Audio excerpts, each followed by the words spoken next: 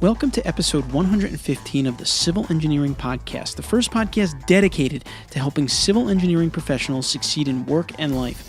While this is the 115th episode of the Civil Engineering Podcast, this is only the 6th episode we are broadcasting via video on YouTube, which we plan to do more often, so please be sure to subscribe to our YouTube channel. If you'd like to listen to any of our past 114 episodes, visit civilengineeringpodcast.com.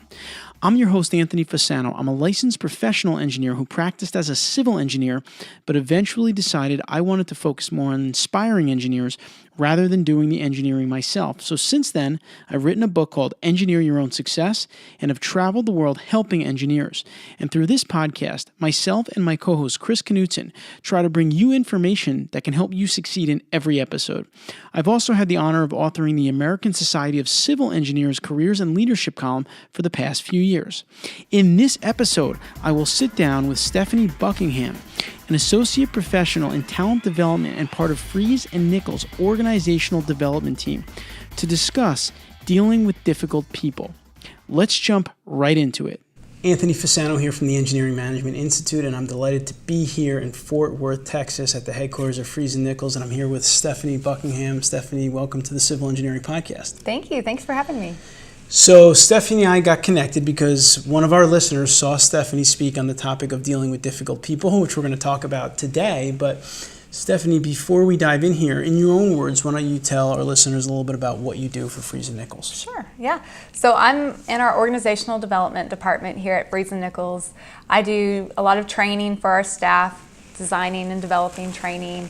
I do a lot of group facilitation, team building type stuff. I do our new employee orientation, project manager training, all of those different big programs that we do, which is what I love because I get to see people on their first day and their first couple months, and then all the way through their development as they become an assistant project manager, leader, senior leader. It's just, I love being a part of an employee's life cycle. Sure, yeah, you get to see the whole life cycle, which is very interesting. And so one of the main topic that we're going to focus on today is dealing with difficult people. And I think before we get into that, what I've found about the world of civil engineering, practicing as a civil engineer myself and doing all these interviews, is that civil engineering is all about people. As much as we think it's about roads and bridges and buildings, which it is, but in order for those projects to be constructed, a lot of people have to come together and work together successfully. Yes. And so, which is why we need people like Stephanie involved in our industry, involved in companies, and helping people to work together. So before we start on this topic, give the audience an idea of, what makes you speak on this. In other words, you had some training, or I know you've done some different things. So give us a background on that. Yeah, so I am, my background, I graduated with a marketing and management degree from Texas Tech. And then when I got into organizational development, my boss sent me off to get trained in Crucial Conversations. That's a book and a training that we use internally for all of our employees in their first 3 years. It really dives into how do I formulate and have this conversation with someone who I may not like, or has been mean to me, or is just difficult to work with. So I've been trained on that, and then Crucial Accountability followed Crucial Conversations. I've been trained in both of those, so I'm certified to teach that to our staff. And I really lean a lot on that information, those books, and bring that into this difficult people class so that we can really use some tools that are founded in research and all of the great things that they've put together and that Crucial Conversations team has really found to be successful with leaders. That's great because, like I said, civil engineering is about people and all types of people, right? Different personalities, different backgrounds, different knowledge levels, different experience levels. And so, putting them together in the same place, the same project, the same site meeting can become challenging, quite honestly. And so let's dive into this a little bit here. There's some specific points that we want to talk about.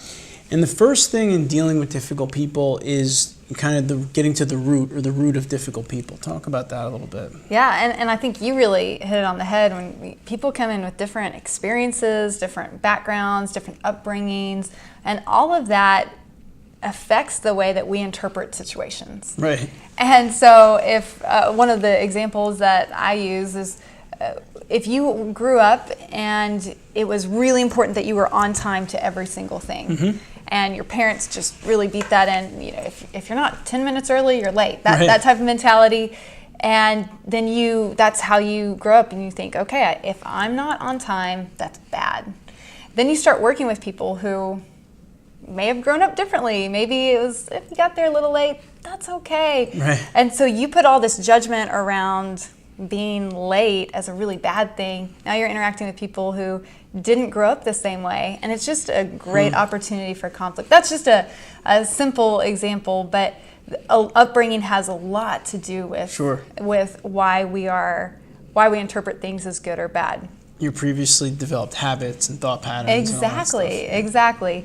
And then also with difficult people, when I see people interacting and having a hard time, I think there's a lot of insecurity that goes on, and when we're insecure and when we're feeling vulnerable, that's when we tend to act out, or we tend to act in ways that aren't our best selves. So insecurity, sometimes people just need attention, and by acting out or by being obnoxious or whatever, they get that attention that they're really seeking.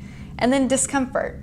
I think a lot of times maybe the pressure's on you, and so your natural response is, well, it's not me, it's all these other people, it's a problem out there, just trying to distract from the fact that you're uncomfortable. So those are, I would say, again, just to recap, would be insecurity and discomfort. Those are the two biggest ones that I see. Right. So when you're in a situation where you're dealing with someone that is being difficult, you got to go beyond the surface. And you have to understand, there may be a reason that they're doing that. Not to necessarily make the project difficult, but because, they're insecure, or they're not comfortable, or they're looking for attention, or whatever the case may be. And I know we had some issues with my son growing up, like behavior and stuff. And I remember the one person that came in to help us with that, she said, a lot of times the behavior is just a cry out for attention. Yes. Right, and you could translate that into the corporate world. Oh, yes, absolutely, just a cry for attention. And I'll give you a great example. I was in Corpus Christi last week, and I'm going through TSA, and it's a small airport, and the TSA agent said, hey, you have something that's over 3 ounces in your bag. And I said, oh, I'm really sorry. And she said, do you want to go run it out to whoever dropped you off? And I said, no, actually, I started in Dallas. That's where I flew out from. And she just, and I didn't say it in a negative way, or I didn't think I had a tone, maybe I did. But she said, well, it's like speeding. You don't always get caught. Oh, okay. And that put me on the defensive, because she kind of took my meaning the wrong way. Right. It put me on the defensive. And so, not the best version of myself. I said, should you really say that out loud as we're going through security? But I think later I was reflecting on that, because I had to teach a crucial conversations class last week, and I thought, why might she have acted this way? She was probably uncomfortable. She probably gets that comment all the time. Well, this other airport, they let me through. Right. And I could see how she interpreted my comment as, well, I got through at Dallas. Can't you just let me through here? Right. And that was, in my mind, she was being difficult in the moment, but it was probably because she was uncomfortable, because people do this to her all the time. Yeah, sure. And she was trying to defend herself against, like what you were saying. Exactly. Yeah, it's a good point. You have to think beyond just the surface, and again, what's going on in your project teams and things like that when something like this happens, because oftentimes you'll get results quicker and better results if you go to the root of it. And also by going to the root of it, like anything else, you'll probably solve the issue for a longer period of time than if you just kind of put a Band-Aid on it and, have a quick conversation with that person, and then it's just going to resurface a couple of days later. Absolutely. So it's getting to the root to really help with that. All right, so the next point I want to get into a little bit is we all encounter difficult people at some point, especially in civil engineering, like I said, on these projects and meetings, etc. When you have an encounter with someone, how can you get back on track after that and get yourself mentally back on track for your projects and your clients? Yeah. I think getting back on track, our former CEO, Bob Pence, he always said, bad news doesn't get better with time.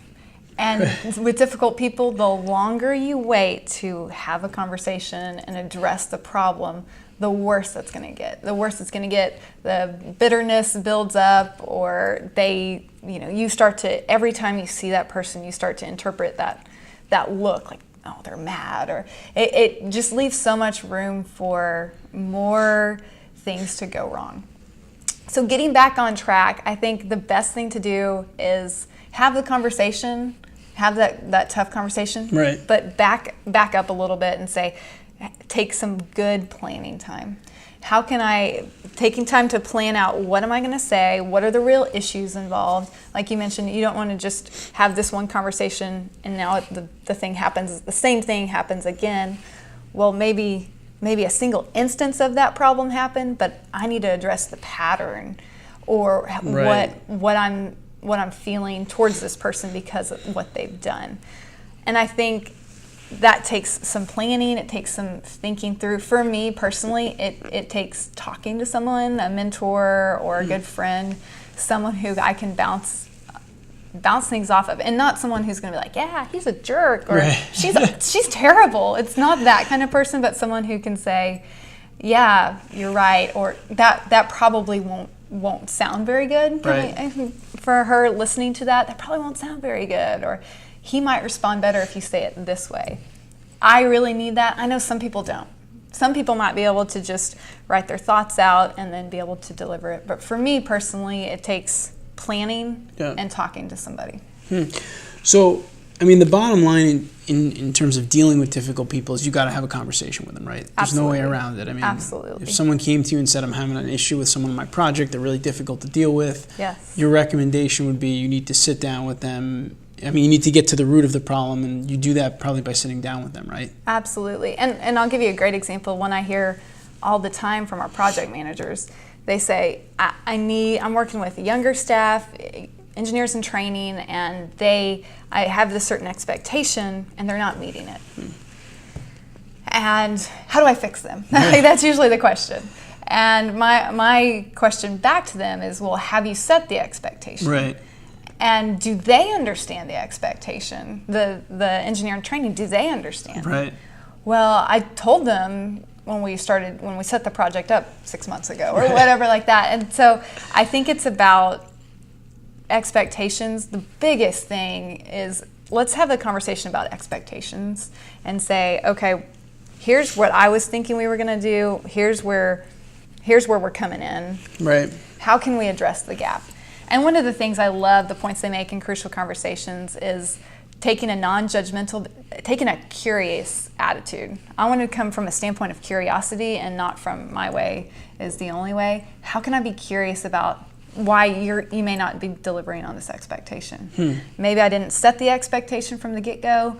Maybe I assumed you knew how to do something you didn't. Right. And how can we have this conversation to really get at the heart of the gap in expectations? Yeah, that's great. And that's a perfect example. I see that happen all the time with engineering managers, where they think, they expect something, but they never made it clear what they expected, and then they get angry at the people that didn't bring it to the table. So if you're dealing with a difficult person, you've got to have the conversation with them. You've got to get to the root of the issue. And then really, as we were saying, to get back on track and to get things back going again, you have to come up with a plan, potentially, a plan to make sure that this doesn't happen again, right? Mm-hmm. And I'm assuming that if you can get to the root of the person, you understand the challenge, and then you could put something in place to make sure it doesn't happen again. And in this example, maybe the manager's meeting with them on a regular basis to make sure the expectations are clear. Maybe they change slightly. Maybe someone has questions, right? So, flush it out once, but then make sure you put something in place to avoid it from happening again, so that you can get back on track. Everybody can get back on track and go about on their projects. Yeah. Next, can I jump in? Oh, yeah, okay, go ahead. So one other thing that I think is really important is the attitude that you come in with, and I see people, they like, oh, I'll be curious, I'll ask lots of questions, I'll address the expectations, but they don't have the right attitude. They don't have the attitude of giving someone the best assumption, going in with the best assumption about the other person. And when I don't start with a positive assumption, right, that conversation is doomed from the get-go. So I have to make sure that my head is straight before I go in and even have that conversation. Maybe that's part of the planning process, but I think it's important to call that out, because if you don't go in with the right attitude, it's not going to be successful. Right. So if you're going into the conversation like, oh, no, I got to deal with this difficult person, this is going to be a headache, and Exactly. you're going in like that, you're starting at a major disadvantage in terms of flushing this out. Exactly. Or if you're, well, this person's just lazy. This Right. engineering training, they're just lazy. Making I saw them assumptions. leave at 5 every day, and we don't know what's going on behind the scenes. Maybe they go home at 5 every day because they got to go do something, but they get back on and work from Right. 7 to 10 or Maybe whatever. they started early or Maybe they something. started early. Right. So taking those kind of things into play, not just coming down hard, is super helpful. Yeah, well, that's great. All right, so next question for you is, you're not always going to agree with people, especially when you get involved with these projects. We're dealing with contractors, we're dealing with architects, there's going to be disagreements. How do you disagree with someone while still being respectful to them? Yes, it's tough. I'm not going to pretend it's not tough. I think you can disagree with me, but you can't disagree with the experience that I've had. I may see it one way, and in your eyes that may be totally wrong, but it's not going to change what I'm thinking. So a better idea is saying, okay, I'm acknowledging what you're saying. I don't necessarily agree with it, but I acknowledge that that's your experience. Right. And here's and then I'm going to share my experience back, so that we are able to say, that's fair, but here's how I see it. Okay, how do we come to a mutual understanding of path forward? Instead, because what I see a lot of times is people trying to argue with what you saw, or Right. argue with your experience. Right. And that's not helpful. Another thing that I think is helpful in this situation is, when we have a difficult or a tense moment, is to focus on the process and not the person. If we can say, let's look at the process and see where there are gaps or where there are problems, instead of pointing the finger and saying, well, the process is clearly with so-and-so over here, Right. or the problem is clearly with so-and-so, then that person's going to check out, and everyone else feels unsafe that they're next, Right. that they're going to get blamed next. So we always want to try to focus on the process. Where are there gaps in the process, and how can we fix them? Yeah, that's great. I love that. I mean, as an engineer, I like going into the process and Yes. figuring it out. Exactly. And I also just think too, like you said, I mean, the way you even say something to someone, like, you know, I've had a lot of experience in this field, and on a lot of the projects I worked on, this tend to work really well, Yeah. is better than coming and saying, no, this is definitely not going to work. I've seen this before. Yes, those are like the worst words ever. This will never work. Right. We've always done it this way. Those Right. are like the worst words you could ever say. Yeah. Or we've never done it that way. We've always done it that way. Not helpful. Yeah, and I think you have to think of it in terms of, if you're in the other person's shoes and someone comes up to you and says, your plan is never going to work, Yes. you're immediately going to become defensive. There's no way you're going to say, you know what, you're 100% right. Tell me what to do. Oh, yeah. I mean, Yes, exactly. and so we forget to, like, you got to just turn it around for a minute. And, you know, I also like to think of it as like a magnet, right? Like, if I get angry at you off the bat, you're going to just become angry at me. But if I Yes. come in and try to be more respectful, then I'll probably get some respect back. So that's something to think about in a big way, because those conversations happen every day in this industry in terms absolutely. of disagreements and things Absolutely. of that nature. And we want to get it back on track so we can get that project going, and we're probably going to work with that person in the future. This is it's a small world. People shift, and all of a sudden now you're working with them in a different capacity. And if you haven't fixed that relationship where you can at least, you don't have to be best friends, but where you can at least work with each other and respect each other, then your career might be limited. Yeah. Oh, no doubt. I mean, it is a small industry. As big as we think the civil world is, you tend to work with a lot of the same people. All right, Stephanie, do you have any stories that have influenced your perspective on dealing with difficult people? I do, and I'll share a couple that some people have shared with me that have really had an impact with me. The first one, I was doing some training with some people in the project management world, and we were talking about public meetings. No difficult people there in public meetings. So this guy, he had a lot of experience, and his role in the training was really to help share his experience, what he's seen over the course of his career. He's just a couple years from retirement. So his real goal is to mentor the younger staff. We're talking about techniques to work with people in public meetings to get the best results and things like that. he comes up to me after a break and he says, I turned a corner when I was in my early 30s when it came to public meetings.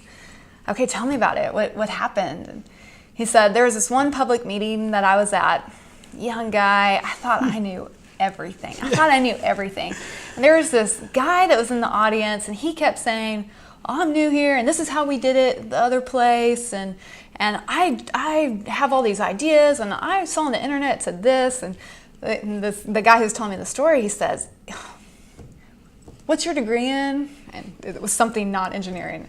He goes, let me tell you something. I have an engineering degree. You don't know what you're talking about. He said it was a little more colorful than that, but pretty much the guy sat down, didn't say anything the rest of the time, and the guy said, in the moment, I felt really good. Right. I felt like, I showed him. He was so obnoxious, and I told him what's up. Then afterwards, the guy left. Again, the guy was feeling really smug, self-justification. And then he said, that was on a Wednesday or Thursday night, he said the next Sunday, he goes to church. Oh, gosh. The guy shows up and joins the church. And this guy, the guy who's telling me the story, he was a leader in his church at that point. Oh. And he said, I will never forget the shame and embarrassment. I said, I just felt so small and terrible in that moment. That's a great story. And he said that changed my perspective in handling difficult people. He said, funny, no one else has joined my church after a public meeting, but it changed the way he saw every single person in that room, that they could be joining his church or his kids' soccer team. Right. And how would it feel if he were to treat them the way he wanted to and tell them how wrong they were? Right. If he were to encounter them outside in the world, outside in the community. And that's really what his job is, to support the community and help, build the infrastructure and all of that. And that was a turning point for him. Yeah, that's amazing. And really, when you think about it, I mean, as good as it feels in the moment, like you said, there's really no benefit to it. No benefit. I mean, there's nothing that good that comes out of it. I mean, the person doesn't feel good. I mean, you get a moment, you momentarily feel good and strong, but it's not really helping the cause. And quite frankly, if you do more projects in that town and that person keeps coming back, it could get worse unless you are respectful of them and get some information from them and listen. So it's a great story. Yeah. The other one that has really sunk in with me, I guess, is I was visiting with someone else, and they were saying, I feel like I've gotten better at dealing with people who are challenging. And I'm always curious, well, why did you change? Because organizational development, I'm interested in behavior change and things like that. So why'd you change? And this person said, well, one day I was letting this group have it. I was just so furious. I was just on the phone, letting them have it. I was in my kitchen, and all of a sudden, my kid walks by and says, really? And this person said, I didn't know what to say. I didn't know what to do. That was that sinking feeling of, oh my gosh, this isn't the person that I am. Right. And I know this person, and I know that isn't who they are. So I think it was a powerful moment, not only for them, but also as they share that story out, they're like, oh, I need to think about that too. And we all have moments that we are thinking, that wasn't the best answer I should have had, or that wasn't the best response I could have had. And I think if we can identify those moments where we suddenly change, or we wanted to change, I think that can be really powerful, not only for ourselves, but to share with other people. That's awesome. Yeah, that is powerful. Just thinking about it is awesome. All right, so once again, we're here at Freese and Nichols in Fort Worth, Texas, which I found out today is the 16th largest city in the United States. Yes. I was telling Stephanie that in the Northeast, a lot of people think of Dallas-Fort Worth kind of as like one city. They kind of lump them together. Yep. But Fort Worth is certainly its own thriving city. And I'm happy to be here. Happy to be here with Stephanie. We're actually going to take a break. We're going to come back in a minute, and we're going to finish up with our civil engineering hot seat segment. So we'll be right back. PPI is a proud sponsor of the Engineering Management Institute. Thinking about advancing in your career by taking your FE, PE, or SE exam? Visit ppi2pass.com to find everything you need to start preparing today. I hope you're enjoying this episode of the Civil Engineering Podcast on YouTube. Be sure to subscribe to our YouTube channel here for more podcast episodes and for all of our Engineering Manager 80/20 Shorts videos where we interview successful engineering managers and bring their strategies to you. Now it's time to jump into the Civil Engineering Hot Seat segment. All right, we're back here at Freese and Nichols in Fort Worth with Stephanie Buckingham, and it's time to put Stephanie on the Civil Engineering Hot Seat. Are you ready? I think so. All right, so first question, are there any specific rituals that you practice every day? For example, do you have a specific morning ritual or a lunchtime routine, something that contributes to you being a successful professional? So I have a 2-year-old and a 3-year-old. Wow. Mornings are a little wild. I usually try to do a little workout in the morning. That doesn't always go well if I have little interrupters or whatever, but my routine is after I drop the kids off, the drive to work is kind of my quiet time. I like to listen to TED Talks or podcasts. Okay, that's great. During that time, it takes me about 15 minutes to get to work. So my commute to and from work, I can knock out a TED Talk for sure, usually a podcast, things like that. And it just kind of helps me get ready for the day. It helps me get kind of focused. I don't really listen to a lot of music on the way because I'd rather just get my head into the right spot going into work, thinking about already getting started for the day on business stuff. That's great. All right, what is one book that you recommend to engineers regularly, or just one book that you found to be extremely helpful for you in your personal or professional development? I know we mentioned Crucial Conversations, so we can count that as one, but Absolutely. What's another one? We also here at Freese and Nichols, we encourage all employees in their first 3 years to attend training on QBQ, which is the question behind the question. Oh yeah, we've had him on the podcast as well, John Miller.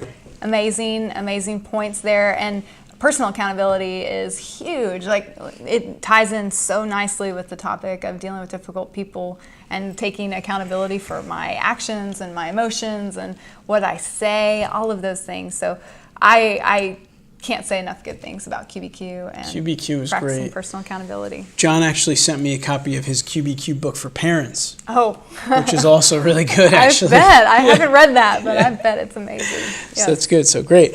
All right, so 2 more questions. Thinking about your managers in your career, different managers that you've had, and you don't need to name names, but if you were to pick one that you really liked, what was the reason that person was an effective manager or one of your favorite managers? Is there something that stands out for you? Yeah. I mean, I think when I think about an effective manager, someone who has really gone to bat for me, giving me opportunities that were maybe beyond what I could do, but still gave me enough room to try it out and say, go do this, and I believe in you. That kind of message, going to QBQ, a message of belief from a manager has been really huge for me to grow in this field that I didn't go to school for organizational development, so I really needed to be pushed into it and encouraged to go, yeah, you can do this. Go stretch yourself, go learn, I'll send you to training, but come back and be better and do better and start something. And that has been really helpful for me to grow in my career. That's great. So having just a manager that believes in you. Exactly. Like John Miller says, sending a message of belief that you can do this, but I'm also here if you need me. Right. That's great. All right. Before I go to the final question, I do have one more question that kind of just popped up for me. I mean, you're in organizational development, so your job is to help people here develop, essentially, and deal with difficult people, develop their skill sets. I would think that you also need to think about your own development. So it must become. I think it's a challenge. I mean, I have to deal with it sometimes myself as well. Is that when your job is other people's development, you must look for ways to also continue to develop yourself. Absolutely, because you're right. In this company, we have 800 people, and my boss and I we're the only OD people, organizational development. I also have a PHR and professional and human resources, so we have a few more human resource staff. But when we're talking about development, it's only 2 of us. So I have to be really aware of how am I pushing myself out there. So I'm involved in Association for Talent Development. I sit on the planning committee for our international conference. We draw about, last year we had 13,000 people at our conference. Whoa. It's gigantic. This is so fun. And I've learned so much, not only at the conference and at the planning meetings, but also having those connections. I can say, hey, we're doing some succession planning stuff. What do you do in your organization?